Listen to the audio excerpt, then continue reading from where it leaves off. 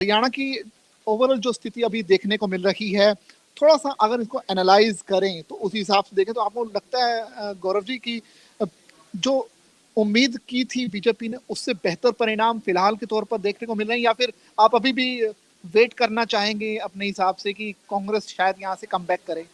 निश्चित रूप से बीजेपी का प्रदर्शन बहुत शानदार रहा है और अभी जो स्थिति है यानी ये रुझान है, अभी परिणाम नहीं आए लेकिन अभी पौने 3 बज रहा है, तो निश्चित रूप से ये जो भी रुझान आए ये निश्चित रूप से परिणामों में बदल जाएंगे, ऐसा है। और यही मुझे लगता है कि लास्ट तस्वीर होगी, 1-2 सीटें इधर उधर हो सकती है, यानी कि भारतीय जनता पार्टी को बहुमत मिलता हुआ दिख रहा है। इस समय अगर मैं आपसे बात करूं तो भारतीय जनता पार्टी को 48 सीटें मिल रही हैं, बहुमत के लिए 46 सीटें चाहिए, यानी वो बहुमत कंफर्टेबली यहाँ जीत रहे हैं। और कांग्रेस को 36 सीटें मिलती हुई दिखाई दे रही हैं, जबकि आईएनएलडी को 2 सीटें और बीएसपी को 1 सीट मिली है और इंडिपेंडेंट 3 आगे चल रहे हैं। और इसमें जजपा को जो पिछली बार सरकार में साझेदार भी थी, सीटें नहीं मिलती दिखाई दे रही है, एक बहुत बड़ा झटका है। और अभय सिंह चौटाला भी जो आईएनएलडी के हैं वो भी हार गए हैं, तो ये भी एक बड़ा झटका है उनके उनके लिए, पूरे चौटाला परिवार के लिए झटका है। लेकिन बीजेपी के लिए एक बहुत बड़ी राहत की बात है कि लग रहा था कि इतना अच्छा प्रदर्शन शायद नहीं कर पाएंगे, लेकिन इस बार उनका प्रदर्शन बहुत शानदार रहा। देखा जाए तो अगर 48 सीटें अगर हमको माने कि अगर ये यहाँ पर आती है तो ये बीजेपी का हरियाणा का सबसे अच्छा प्रदर्शन होगा।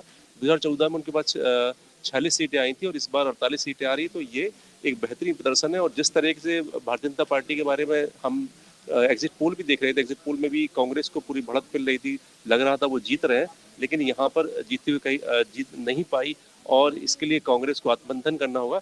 इसके साथ मैं आपको बताना चाहूँगा कि भारतीय जनता पार्टी ने ये रण कैसे लिया। इसके लिए कई फैक्टर जिम्मेदार हैं, जैसे कि उनका एक बड़ा अच्छा दाव चला, उन्होंने सीएम को बदला। मनोहर लाल खट्टर वहाँ पर सीएम थे और ऐन समय पर सीएम को बदलकर नायब सिंह सैनी को लाया गया और नायब सिंह सैनी ने वो कमाल करके दिखाया, जिसके कारण से आज भारतीय जनता पार्टी हैट्रिक लगाने में कामयाबी हरियाणा में। इस भारतीय जनता पार्टी ने ये फार्मूला पहली बार सीएम बदलने का नहीं किया।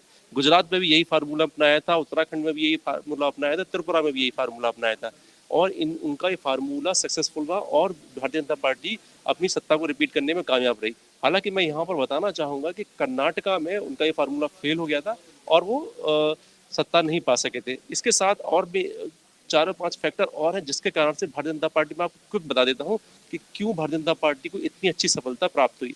सबसे पहला यह था कि भूपेंद्र सिंह हुड्डा पूरे कमान लीड कर रहे थे कांग्रेस की तरफ से, तो लग रहा था कि जाटों का जो वोट है वो कांग्रेस की तरफ इंक्लाइन होगा, लेकिन ऐसा होता हुआ नहीं दिखाई दिया।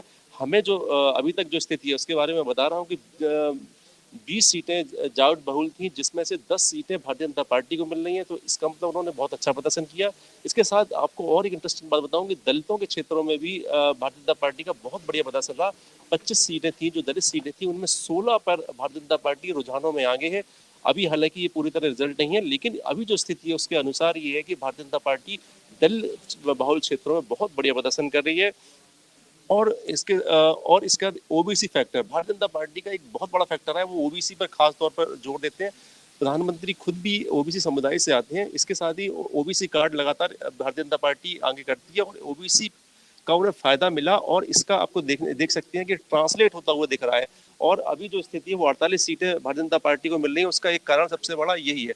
और भारतीय जनता पार्टी कहीं ना कहीं एंटी इनकम्बेंसी को भी रोकने में कामयाब हुई है। 2 बार की सत्ता है, तीसरी बार मिलने जा रही है, तो उन्होंने जो एंटी इनकम्बेंसी को जो उन्होंने हैंडल किया वो बहुत काबिले तारीफ है और इसी कारण से भारतीय जनता पार्टी इतनी बड़ी सफलता हासिल कर रही है।